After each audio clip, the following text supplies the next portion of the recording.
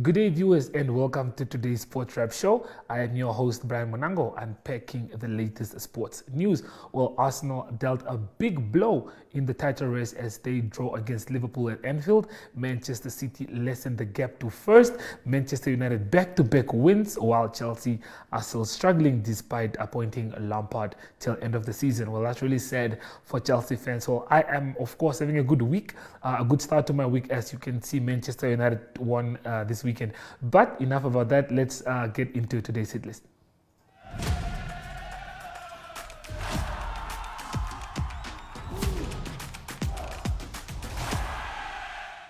Well, the XCO Championship race, this year's edition of the Nedbank Cross Country Olympics Namibia National Championship race, which took place on the outskirts of Swakopmund, was a sweeping success. While we bring you the highlights and interviews with the winners of the Elite Men and Elite Women XCO Champions race, Alex Miller and Monique Duplessis. While we also speak to the winner of the Sprong Boys under 14 category, Mika Chase. Please do stay tuned for us. I'm in the company of Alex, who took first place in the men's elite category. How are you doing, Alex? Good, and you? I'm good. Tell us, how was the race from the first lap to the last lap? Yeah, it was quite hard. I mean, it was, I tried to just see what the pace was like in the first lap.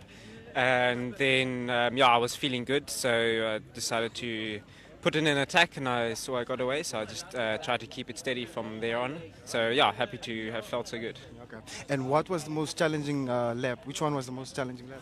I think, the second one, when I knew I had the gap and I knew I had to just keep it. So, I tried to keep it consistent, but I still had to keep in mind there were still 4 laps to left. So, tried to keep it consistent from there on. Okay. So tell us, Alex, what is up next for you?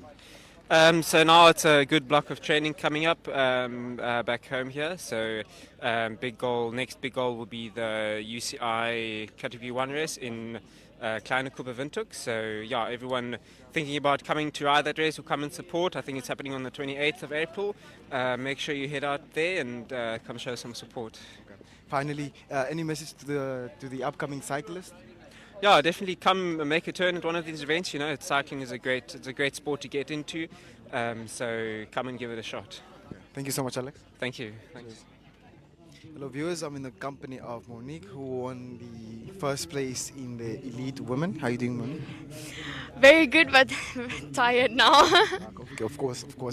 Tell us, how was the race from the first lap to the last lap? It was fast, but then I took a risk at the start and went all out, and I'm just happy it paid off. Tell us about your preparations for this event. I didn't have much preparation for this. From the start of the year, I was mostly on the road bike, so I only had a week back on the mountain bike, so yeah. Okay. And how long have you been cycling for now? Probably since 12 there on. Okay. And is this your first time in Nedbank championship races? No, from under 12 till now. Okay. Okay, now going forward, what do you have planned? I'm here for a month and a half now, and then I'll head overseas for about 3 months with the World Cycling Center, but on the road bike. So. Okay. For the upcoming cyclists that are out there, any message to them? Just ride and have fun. Don't put too much pressure on yourself. Just enjoy it. Thank you so much, Monique. Thank you.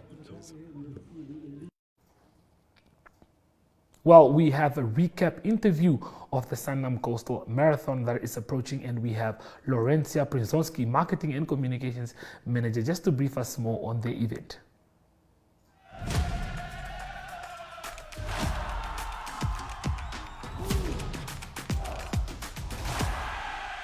Yes, viewers, well, we are joined by Laurencia Prinzonski, all the way from Sanlam, to just give us a brief or to just give us more details of the big event that's coming up shortly, of the Sanlam Marathon that is. How are you doing today? I'm great, thank you. How are you? No, we're good. I mean, my team lost, but that's not the topic of discussion.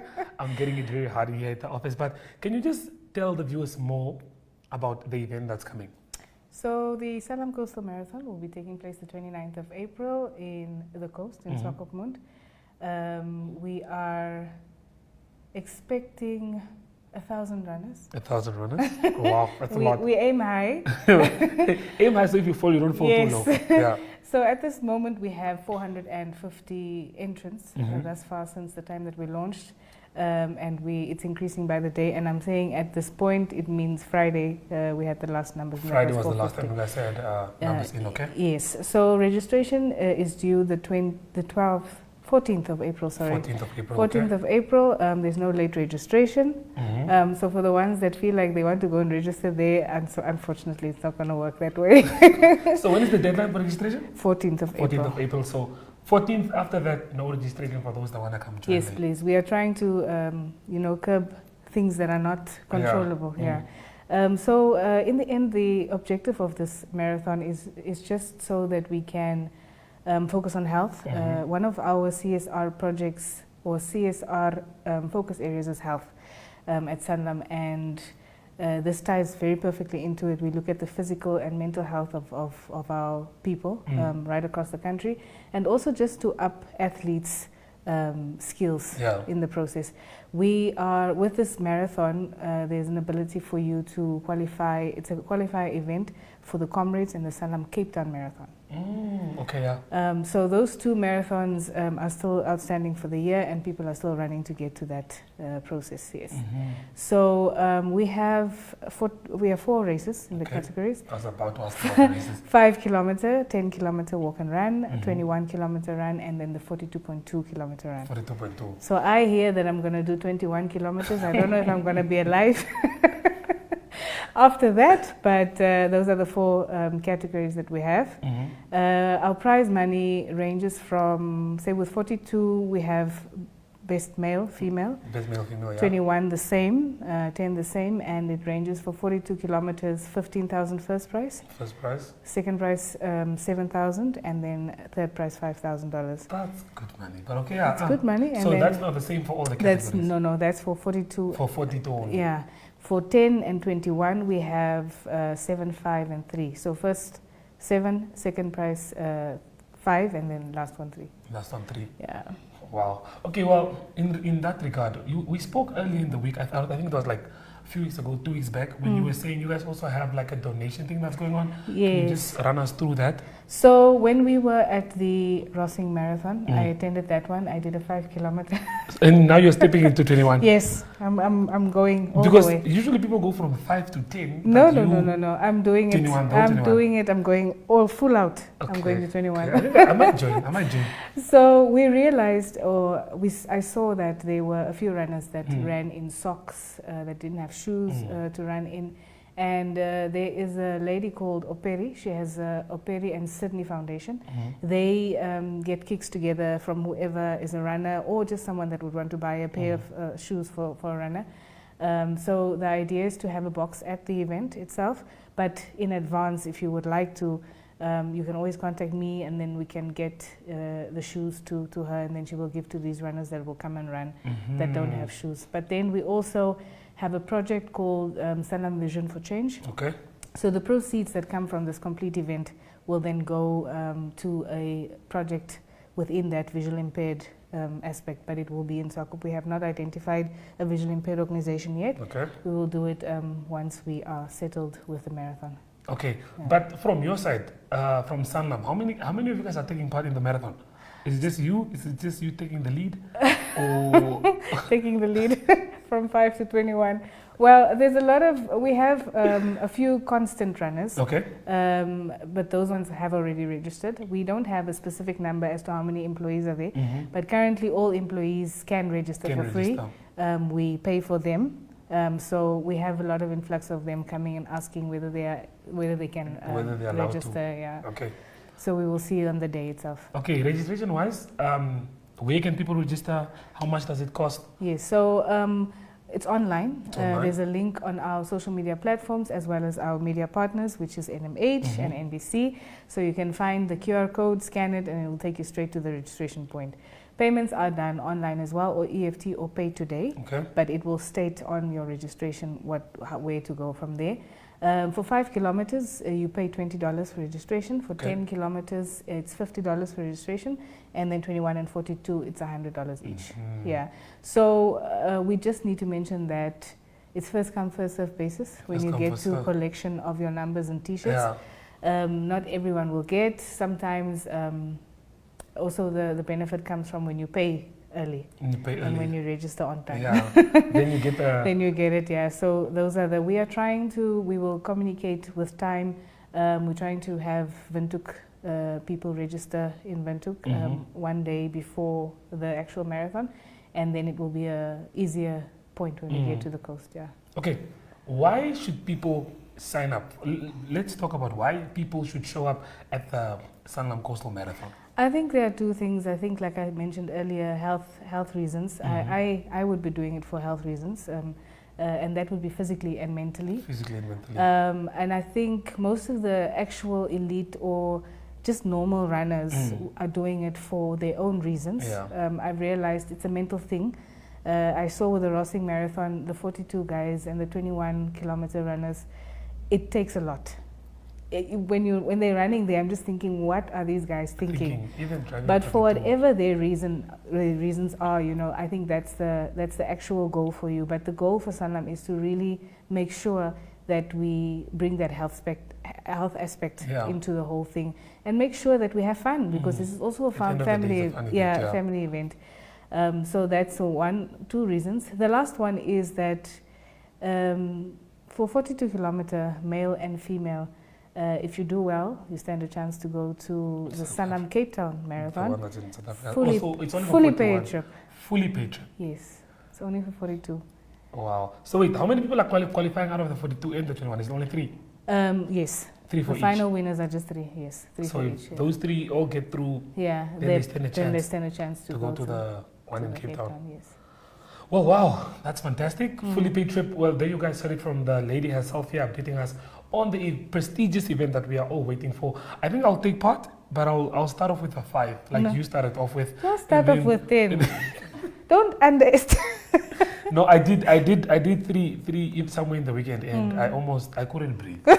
So let's Okay, keep it at we'll 5. give you 5. Yes. Yes. So thank you for your time. Thank you for being with us here in Thank studio. you too. Well, there you guys heard it, the Sanlam Coastal Marathon that's coming really soon. So you guys should stay tuned. Please do register and make sure you meet us there.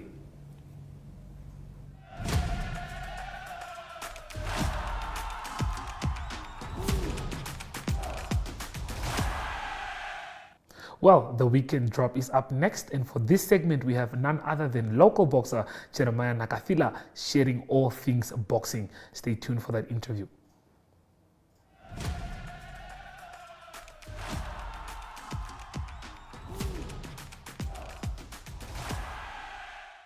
Jeremiah Nakathila, aka Loki.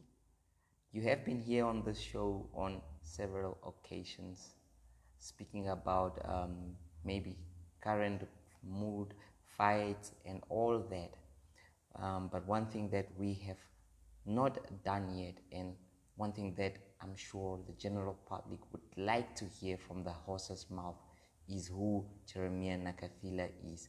Personally, where he comes from, where he was born, where he attended school and all. Although articles has been done about that, we haven't heard from Nakathila himself speaking, actually telling us just about his past. Can you, we are actually entering, that is 33 years of independence, and we regard you as one of those sports stars, inspirational sports stars that has done a lot in terms of boxing for this country. But first, can you just tell us about who Jeremiah Nakathila is, where Jeremiah Nakathila was born? Yeah, no, thank you, Jesse, for this time around. I myself, Jeremiah Nakathila, all the way from Eunda village in Umsati region. That's where I grew up, that's where I was born. I attended my school at Eunda and later at Ombome Combined School. Yeah, I've been there my whole life. I'm a village guy. Herding goats Just a and all. village boy, yeah. And most cattle. of my lifestyle, I spent it, I was at the cattle post. That's where I spent most of my time, like especially from when I was grade 2 until when I was in grade 10. Luckily, I passed grade 10. I think I would be more looking after cattle, especially that my father had a lot of cattle by then. So that was in the early 90s. That was in the early 90s, from 96 or 95, 94 there, when I started grade 1. So you attended these schools. Back in those schools, especially in the north, was sport a popular thing? Yeah, the only sport which was there, it was soccer and athletic. So, but I took part, and I was take part at the athlete, like on a distance. I was a distance runner at that time. I tried to also soccer. I was a tough defender. Yeah, soccer was a tough defender there, and yeah, those were sport codes that were just that were popular. Yes. So boxing was just probably not a sport, but just when somebody Yeah. touches So- your things back then. Yes, boxing was never part of the sport back at the village, and the only time, as our culture, there are times whereby you wrestle with each other and stuff. We like doing it sometimes for fun, sometimes when we are serious, but I always win, those type of games. Oh, so that's where you realize that maybe I have some more potential than just kicking a ball, right? Yes, yes. Okay, so but where did your interest for sport grow? Yeah, so I just started realizing I was kind of, I like kind of relate to fights. I like, even if maybe we had a water hole, sometimes I just try to challenge my guys, my age mate. Hey, let's box. But I never really saw somebody fighting. Or that time I didn't even hear about any boxer, but it's just in me. I just feel like, oh, I think let's I just try to wrestle with them. But my dream for boxing came to light when I was in grade 11 at Nyoma Secondary School. That's where I started hearing about boxing, about Hitman, Harry Simon, and although I didn't really see their pictures or see them on TV, I started hearing about just heard the Harry names. Simon. Yeah, I just heard the name Harry Simon. There's a boxer Harry Simon. There's a boxer Hitman. Those Tyson Oshona. Then it's when at school I start feel like, can we have boxing at school? And I managed to have boxing in Nyoma. I think that was the only time boxing was there. So I create that platform that we should have boxing, not just soccer. Some of us we don't want to do soccer, but we want to do boxing. Wow. So that's how I come up. Even after school study in the evening, I go, in the dining in the living room there.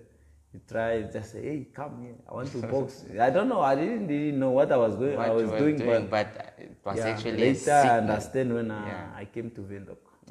So you were there, stayed there in the north, and then came to the capital city.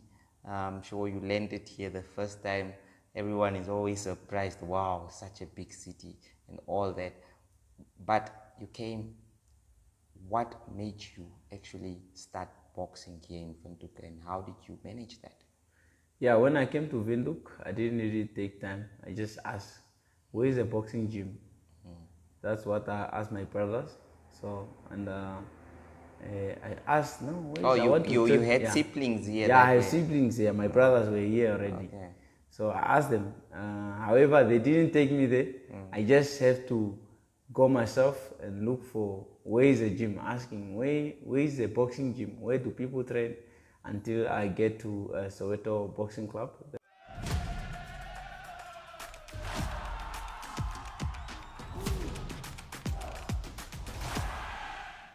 Well, in today's Spotify segment, we catch up with the winner of the Sprog Boys Under 14 category, Mika Chase, who did really well at the Nedbank Championship that took place in Swakopmund. Let's listen to what he had to say. I'm in conversation with Michael Chase, who came first in the under 12 category. How are you doing, Chase? I'm good. Okay. Tell us, how was the race from the first lap to the last lap? Really, the first lap was pretty hard at the start, and the wind played a big factor on this long uphill over here. And I really liked the jump section because it was like a tailwind for the jumps. And I see you led the pack from the beginning to the end. Tell us about your training. What do you do? How do you train? Well, I mean, I don't really like training because it's always hard. So I don't really train that much, but maybe like 3 times a week sometimes. But I also do lots of other sports. So. Okay. And for how long have you been riding now? Probably since I was like 2 or 3, I think. Okay. Are you going to be back again? Yes, definitely. Okay. Thank you so much, Joyce. Thank you.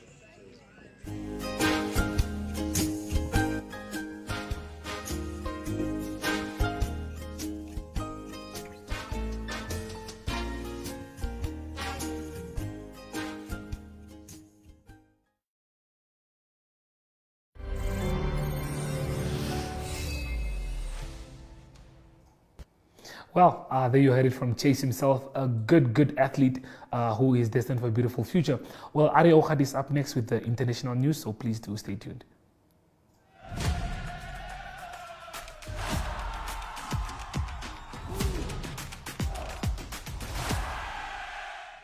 Good day everyone, time for international sports news, and starting off with golf news first, and that is from the men's world rankings. There's a new world number 1 men's golf player as from today, and that is Jon Rahm of Spain, and that is after he won the Masters at Augusta on Sunday.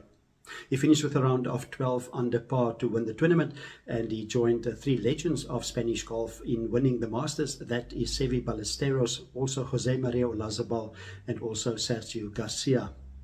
The new number 2 in the world now is Scottie Scheffler, that moves up from number 1 to number 2. He finished tied 10th in the Masters, and then Rory McIlroy, he stays at number 3 despite the fact that he missed the cut at Augusta in the Masters. Many of the golf players that play in the Live Golf League improved their world rankings quite a bit. Cameron Smith of Australia, he moved up 1 position from number 6 to number 5, and it was especially Phil Mickelson that finished tied for second, or finished second. He moved up from 425 in the world all the way down to 72nd in the world, so it's a big jump for Phil Mickelson. Then also Brooks Koepka, that was leading after the 3rd round, he moves up from 118th to number 39 in the world.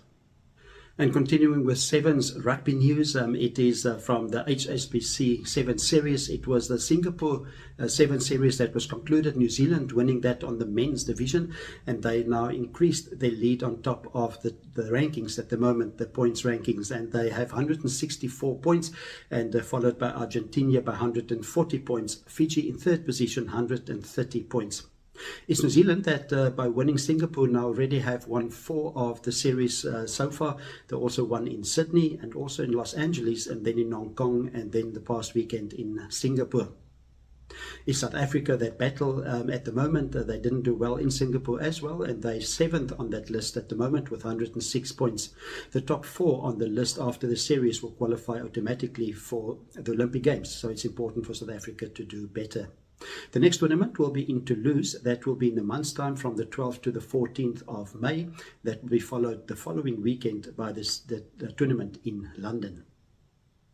Continuing international sports news with cycling news, it was a grueling Paris-Roubaix cycle tour that was concluded on Sunday, and it's called the Hell of the North. So it's a very difficult race over 257 kilometers rather, and it is a one-day event. They call it the Hell of the North. It's very hilly, very difficult to cycle, and the winner of this year, the 2023 Paris-Roubaix title, is the Dutchman Mathieu van der Poel, and he was part of a breakaway group about 50 kilometers from the end, and he beat Wout van Aert of Belgium into 2nd place, and then Jasper Philipsen of the Netherlands, he is in 3rd position. It was van der Poel's 3rd Paris-Roubaix title. In the women's race, it was Alison Jackson of Canada that won, and she won from Lisa Langa. She is the defending champion that won in 2022, but she crashed out on 39 kilometers to go. So it was Alison Jackson of Canada winning this year's Paris-Roubaix in the women's division. Closing off today's international sports news with cricket news, and there was also history made in the India Premier League, the IPL, and that was Kolkata Knight Riders that they chased down the most runs ever in a last over to win a game, and they needed 29 runs of the last 6 deliveries to win the game, and they did that. And they played against the Gujarat Titans. The Gujarat Titans scored 204 for the loss of 4 wickets in their innings of 20 overs, and it was the Kolkata Knight Riders that needed 39 runs from the last 9 deliveries, and it was Rinku Singh is his name. He is from India. He concluded the game with 5 consecutive sixes to end the game and score the 29 runs needed in the last over. So a great achievement by Rinku Singh of the Kolkata Knight Riders. That's international sports news for today. Hope you have a great sport day, and we talk again tomorrow. Goodbye.